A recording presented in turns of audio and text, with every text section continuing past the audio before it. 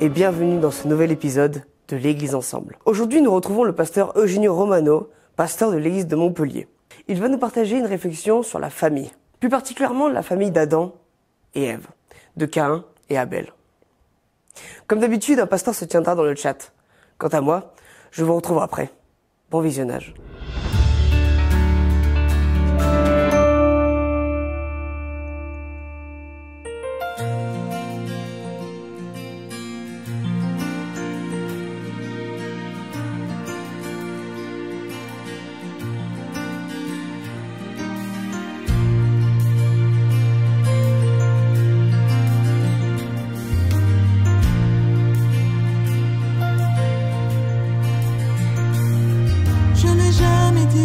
Tu serais comblé d'or et d'argent. Je n'ai jamais dit que tu échapperais aux tempêtes et au vent, mais j'ai promis que dans ce monde tu ne marcherais jamais seul. Oh, oh, oh.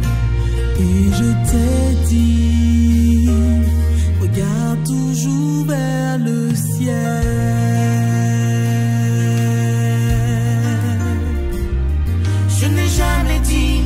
N'aurais pas à affronter la peur, ni que tu ne connaîtrais jamais la solitude, le malheur. Mais je t'ai dit, je serai toujours avec toi.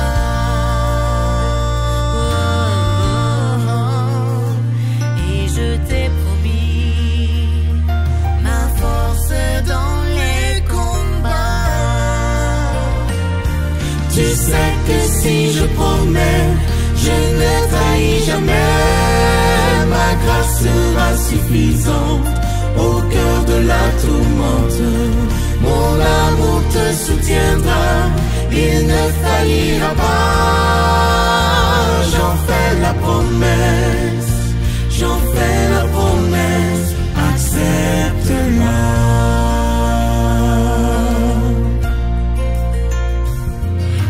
Jamais dit que tes amis ne te décevraient pas, ni que les gens que tu côtoies ne se moqueraient pas de toi. Moi je te rappelle combien on m'a méprisé.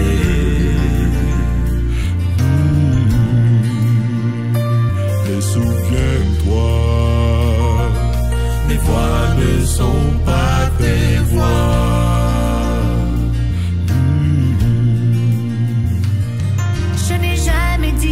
Qu'aucune souffrance n'affligerait ton corps, ni que te seraient épargnés les affres de la mort. Et je t'ai dit dès aujourd'hui, je te prépare une place. Oh, oh, oh, dans le pays où toutes les larmes s'effacent. Je reviendrai te chercher, te prendre à mes côtés. Dans le royaume de la grâce, tu me verras face à face. Ensemble nous allons chanter pour toute l'éternité. J'en fais la promesse, j'en fais la promesse.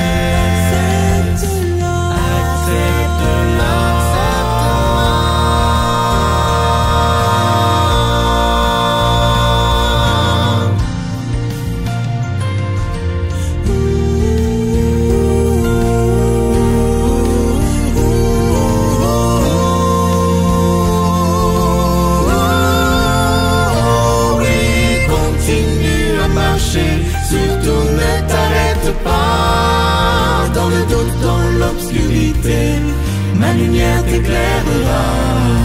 Rien ne peut nous séparer, nous sommes presque arrivés. J'en fais la promesse, j'en fais la promesse, accepte-la. J'en fais la promesse, j'en fais la promesse, accepte-la.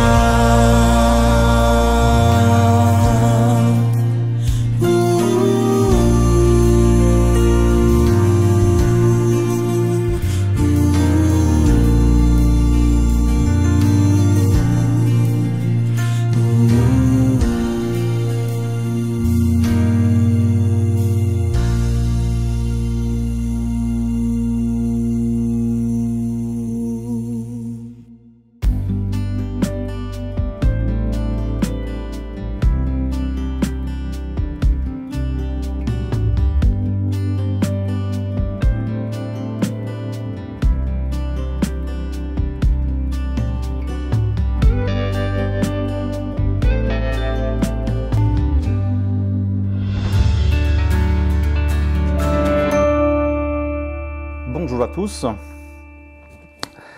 Dans mon ministère pastoral, j'ai appris à aimer les histoires bibliques. Alors, j'ai toujours aimé les histoires, mais les histoires bibliques en tout particulièrement, parce que je trouve que c'est une manière très simple, très efficace d'apprendre des enseignements. Et aujourd'hui, je voudrais vous accompagner dans une petite réflexion sur le chapitre 4 de la Genèse, qui est normalement connu comme voilà, le chapitre qui nous parle de l'histoire de Caïn et Abel. J'ai l'habitude de lire ces histoires pour apprendre quelque chose pour ma vie, quelque chose à mettre en pratique. Et Caïn et Abel, c'est une histoire très riche d'enseignements, et donc je vous amène à en découvrir peut-être quelques-uns. Une histoire pleine d'enseignements pour nos familles, pour ma famille par exemple. Et déjà parce que cette histoire nous parle d'une relation fraternelle qui est impossible. Une histoire fraternelle qui est une relation ratée. Et combien de fois c'est le cas aujourd'hui? Combien de fois, par exemple, en tant que pasteur, je me suis retrouvé à accompagner des personnes en deuil parce que dans la famille, il y avait quelqu'un qui était décédé, un papa, une maman, et les frères, les membres de la fratrie, n'arrivaient pas à se retrouver ensemble, même pas pour les obsèques. Il y avait quelqu'un qui manquait parce que la relation était difficile. Et alors, voilà, cette histoire nous dit que les relations fraternelles difficiles, les relations familiales difficiles ont existé depuis toujours, depuis le début. On va regarder plus en détail un petit peu ce que le texte veut nous dire. La première chose sur laquelle le texte nous fait réfléchir, à mon avis, c'est le rôle des parents. Pourquoi Caïn et Abel n'arrivent pas à s'entendre? Pourtant, chacun avait son rôle dans la société. Caïn était un cultivateur, Abel c'était un berger, il y avait de la place pour tout le monde, et pourtant ils n'arrivent pas à s'entendre. Le texte est très subtil. Il nous fait comprendre qu'il y avait un problème à quelque part que la famille n'a pas arrivé à résoudre, ou peut-être ne s'est même pas engagée à résoudre. Le texte débute avec une chose très simple. L'homme, l'Adam, eut des relations avec Ève, sa femme. Elle fut enceinte et mit au monde Caïn. Et elle dit, j'ai produit un homme avec le Seigneur. Elle mit au monde encore Abel, son frère. Très simple et pourtant très riche. Très riche pour nous faire comprendre qu'il y a déjà un gros souci dans la famille. Déjà, Ève, qui dit « j'ai produit », le texte peut être traduit aussi « j'ai acheté un enfant » ou même un homme. J'ai produit ou j'ai acheté. C'est un texte qui laisse perplexe. J'ai acheté un homme. J'ai produit un homme. Ben, c'est un bébé, ce n'est pas un homme. Avec le Seigneur, apparemment c'est tellement beau. Hein? Nous avons l'habitude en tant que chrétiens souvent de dire des belles phrases à l'apparence, mais qui sont peut-être à l'apparence spirituelle, mais qui sont très compliquées dans la signification profonde. Un exemple qui me vient à l'esprit en ce moment, c'est par exemple quand on dit, et je n'ai entendu pas mal de fois des phrases de ce type, quand quelqu'un me dit « je viens à l'église pour le Seigneur, pas pour les autres ». Apparemment c'est beau. Et en réalité c'est très mauvais. Non, je vais à l'église pour le Seigneur, oui, mais pour rencontrer mes frères aussi. Et quand je dis que je vais à l'église, pas pour les autres, mais pour le Seigneur, signifie qu'il y a un problème. Et là, il y a un problème. Déjà, c'est un enfant. Et un enfant, on le fait avec un conjoint, pas avec le Seigneur. Grâce au Seigneur, mais avec le conjoint. Et on ne produit pas, et surtout on n'achète pas un enfant. Parce que l'enfant, ce n'est pas ma propriété, c'est une vie qui m'est confiée. Et que je dois aider à grandir pour qu'il puisse prendre son envol dans la vie un jour. Et c'est toutes ces notions-là qui manquent dans la phrase apparemment très spirituelle de Ève. En plus qu'avec ces phrases-là, Adam est pratiquement effacé du récit. Il n'existe pas dans le récit. Il intervient au début et à la fin juste comme quelqu'un qui a une relation sexuelle intime avec son épouse. C'est tout. Pourquoi? Le texte veut nous dire par là probablement qu'il y a eu un problème dans le couple. Probablement, c'est que le Seigneur avait prophétisé dans le chapitre 3, au verset 16, « Ton désir se portera vers ton mari et lui, il te dominera ». Probablement, il s'est déjà produit. Ève ne l'a pas bien vécu. Et sa vengeance, c'est d'effacer le mari du cadre familial. Un autre élément qui est frappant, c'est le nom des enfants. Caïn s'appelle « j'ai produit » ou « j'ai acheté ». C'est la signification de son nom, selon la signification que lui donne Ève. Et Abel signifie vanité, brouillard, quelque chose qui ne dure pas. Vous connaissez ce texte de l'Ecclésiaste dans lequel on dit « vanité des vanités, tout est vanité ». C'est le mot Abel qui est traduit par vanité. Donc, on a deux enfants qui s'appellent « j'ai produit »,« j'ai acheté » et l'autre « vanité », quelque chose qui ne dure pas, quelque chose qui va mourir vite. Ce n'est pas des noms, c'est des horizons de vie que Ève est en train de donner à ses enfants. C'est une condamnation à quelque part. Et c'est ce qui se passe quand, avec notre manière d'agir, nous définissions de la mauvaise manière l'horizon de vie de nos enfants. Nous les orientons dans la mauvaise direction. Des enfants ne vont pas s'entretuer d'un jour à l'autre. Il y a tout un parcours depuis l'enfance jusqu'à l'âge adulte, avec des conflits, des situations conflictuelles qui se produisent régulièrement et sur lesquelles des parents attentifs doivent intervenir, surtout quand les enfants sont petits, pour jouer le rôle d'éducateur, ce qui apprend à vivre. Dans ce récit, les parents se taisent. Ils ne sont pas là. Ils ne jouent pas leur rôle. Ève parle 2 fois, mais elle ne parle pas bien. Adam se tait. Il se limite à l'engendrement. Et quand le conflit devient ingérable, les enfants s'entretuent. Dans ce chapitre, il y a aussi le rôle de Dieu. Dieu essaye de jouer le rôle de papa avec Caïn. Oui, Abel meurt à un moment donné de manière tragique, mais il meurt dans le Seigneur, c'est le Seigneur qui garde sa vie. Qu'est-ce qu'on fait de Caïn? On le tue, on le chasse, on le met au placard.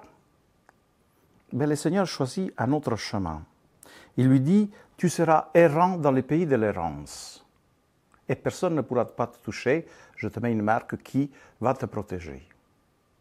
Donc sa vie est protégée et Caïn va être errant. Être errant signifie, tu vas vivre la vie de ton frère. Un berger est quelqu'un d'errant. Ne dort pas à la maison. Il dort avec ses animaux dans les champs. C'est quelqu'un qui vit sans une protection solide comme les murs d'une maison. Il vit à la belle étoile. Et par cela, c'est l'image de celui qui vit par la grâce de Dieu. Il fait confiance à Dieu pour sa vie. Donc Dieu dit à Caïn, je te donne une occasion de vivre de ma grâce. Tu vas découvrir comment c'est beau de vivre de la grâce de Dieu tel que ton frère l'avait découvert. Mais le texte nous dit que Caïn préfère autre chose. Mais quoi? Caïn va construire une ville, tout simplement. C'est-à-dire, je vais me protéger tout seul. Je vais construire des murs, des systèmes de protection, et je vais me protéger tout seul. Je n'ai pas besoin de ta protection. Je n'ai pas besoin de ta grâce. Je vais me sauver par les œuvres. On dirait aujourd'hui un milieu chrétien. Et là, voilà, s'installe la responsabilité individuelle. Oui, peut-être que mes parents ont mal fait, ils n'ont pas su faire, ils ont raté quelque chose, mais est-ce que c'est de leur responsabilité si je fais des mauvais choix dans ma vie. Non, il y a un moment où mes mauvais choix, je dois les assumer. Et Caïn doit les assumer. Caïn refuse la perche que Dieu lui tend, et donc il va construire cette ville. Dans la ville, il y a des bonnes choses, nous dit le texte.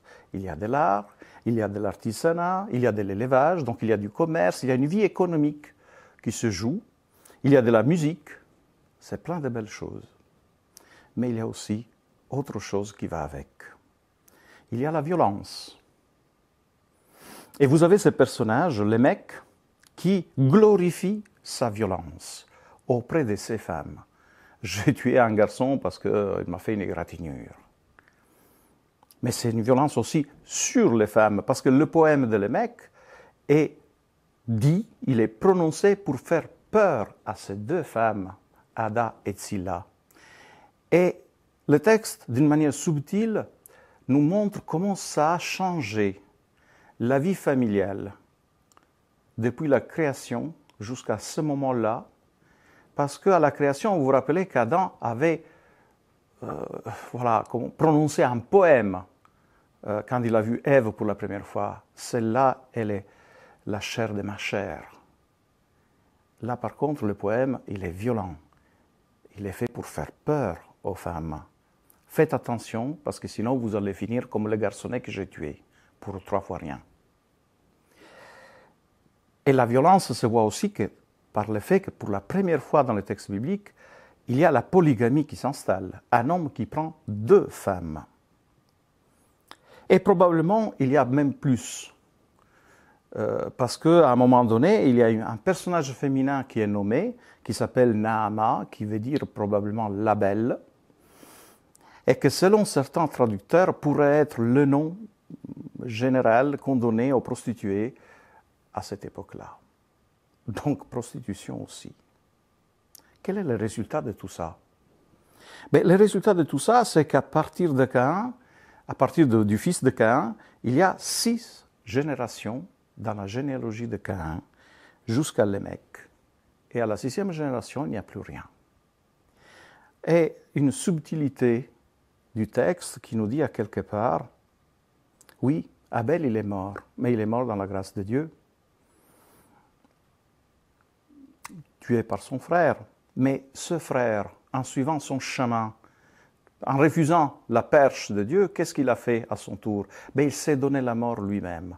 Parce qu'à la 6e génération, il n'y a plus rien. La généalogie de Caïn s'arrête. C'est la mort, là aussi. L'homme-Dieu, vous vous rappelez cette phrase du début du récit, j'ai produit un homme-Dieu, ou un homme avec Dieu. Le texte, en réalité, littéralement, c'est « j'ai acquis un homme-Dieu ». Mais l'homme-Dieu, l'homme qui se veut Dieu, qui veut prendre la place de Dieu, qui veut jouer sa vie sans Dieu, à la fin, il ne crée que de la mort. Et ça me rappelle à quelque part ce récit de l'Apocalypse dans lequel on parle de l'Antichrist, qui s'appelle le 666. 6, c'est le numéro de l'homme qui a été créé le 6e jour. Et l'homme qui veut devenir Dieu, le nombre 3, 3 fois 6, c'est un homme qui ne provoque que de la destruction et de la mort pour lui-même. Caïn, c'est le premier qui va dans cette direction. Donc, on a des soucis qui arrivent jusqu'à la fin de cette histoire. Quelle est la solution qu'on peut donner à ces soucis dans la famille? Il y a une première solution de l'être humain. On a une nouvelle relation intime et un nouvel enfant qui naît. C'est Seth. Seth qui signifie attribuer et que selon les paroles d'Ève, doit remplacer Abel que Caïn a tué. Un enfant pour en remplacer un autre. Combien de fois j'ai entendu ça dans ma vie, dans les familles, on fait un enfant pour arranger les choses. Mais non, ça ne s'arrange pas comme ça. Seth doit vivre sa vie. Il ne peut pas vivre celle d'Abel. Ève n'arrive pas à comprendre. Et de toute manière, elle se remet très peu en cause, parce que c'est vrai que Caïn a tué son frère Abel et il en porte pleinement la responsabilité, mais c'est vrai aussi que la famille dans son ensemble peut-être a quelques responsabilités. C'est une solution qui ne suffit pas.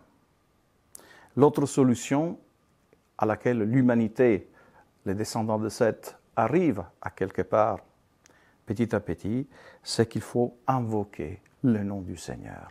Parce qu'ils commencent à se rendre compte qu'il y a quelque chose qui ne va pas, quelque chose qu'ils n'arrivent pas à résoudre, quelque chose qui leur échappe. Invoquer le nom du Seigneur, c'est-à-dire le nom représente le caractère, la vision de la vie, l'orientation. Il faut changer d'orientation. Il faut demander à quelqu'un qui peut nous donner une autre orientation dans notre vie. Et ce quelqu'un se laisse trouver, parce que ce quelqu'un est toujours là prêt à faire grâce, et non pas à juger et à tuer. Donc, je retire de ce récit, de quelques éléments de ce récit, certains éléments que j'ai essayé d'appliquer dans ma vie. Pas de culpabilisation face à mes faiblesses, pas de culpabilisation face aux erreurs, aux fautes que je peux commettre dans ma vie, pas de culpabilisation face à nos échecs familiaux qui viennent de loin, de toute manière, parce que même Adam et Ève n'ont pas réussi, mais réfléchir aux solutions. Nous pouvons encore changer la donne. J'ai pu la changer pour moi-même. Si j'apprends du passé, les leçons du passé, dans ce récit, il y a pas mal de leçons du passé, et changer d'orientation, en sachant que peut-être, des fois, nos parents ont échoué, peut-être que nous, en tant que parents, on peut échouer, mais il y a un Père dans les cieux qui n'échoue pas, et que surtout, il se laisse trouver. Ça suffit juste de l'appeler au secours. Que Dieu vous bénisse. Merci au pasteur Eugenio Romano pour cette réflexion autour de la famille. Comme d'habitude, vous pouvez donner vos offrandes en cliquant dans le lien dans la description. Je vous dis à la semaine prochaine et bon sabbat.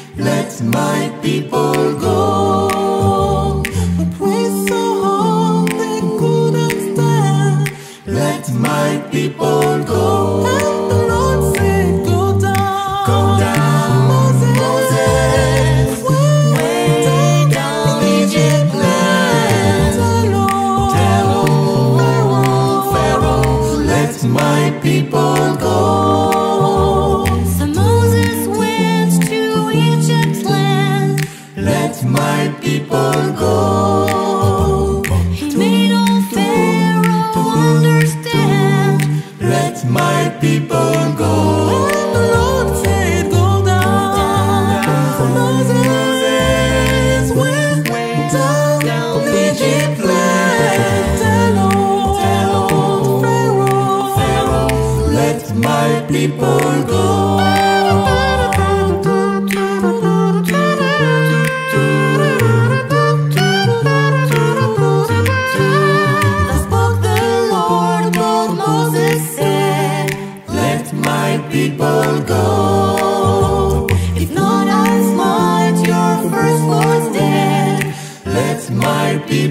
my